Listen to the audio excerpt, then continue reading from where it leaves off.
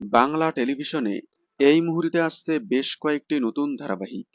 তার মধ্যে কয়েকটি ধারাবাহিকের প্রোমো ইতিমধ্যেই সামনে এসেছে। আবার কিছু ধারাবাহিকের প্রোমো আগামীতে সামনে আসবে। তার মধ্যে স্টার জলসা এবং জি বাংলা মিলে প্রোমো সামনে এসেছে প্রতিজ্ঞা, কমলা নিবাস এবং অন্নপূর্ণার লক্ষ্মীরা। এছাড়াও টিজার সামনে এসেছে টেন্ট সিনেমার নতুন ধারাবাহিক ঘূর্ণি। এছাড়াও মানালি দে এবং সব্যসাচী অভিনীত নতুন ধারাবাহিক। অন্যদিকে জি বাংলায় আবারও আসছে ব্লুজ প্রোডাকশনের নতুন ধারাবাহিক। তবে এতগুলো নতুন ধারাবাহিকের প্রোমো টিজার সামনে আসলেও শুধুমাত্র প্রতিজ্ঞা ধারাবাহিকটির টাইম স্লট সবেমাত্র ঘোষণা হলো। আগামী 7ই এপ্রিল থেকে রাত 9:30টায় দেখা যাবে। এর মধ্যে কমলা নিবাসের প্রোমো অনেকদিন আগে সামনে এসেছে। তবে কোন সময় আসবে তা এখনো ধারণা কিংবা চ্যানেল থেকেও জানিয়ে দেওয়া হয়নি।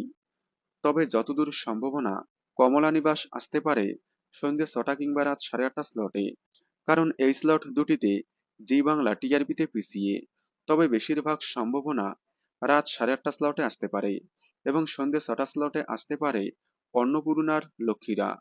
হয়তো আইপিএল শেষ হলেই ধারাবাহিকগুলোর টাইম স্লট ঘোষণা হবে। কারণ এই মুহূর্তে টিআরপির অবস্থা খুবই খারাপ। আপনাদের কি মনে হয় কোন সময় আসতে পারে কমলা নিবাস এবং অন্নপূর্ণার লক্ষ্মীরা? আপনারা এই দুইটি ধারাবাহিকের মধ্যে কোন ধারাবাহিকটি দেখার জন্য বেশি এক্সাইটেড কমেন্টে জানাবেন। ধন্যবাদ।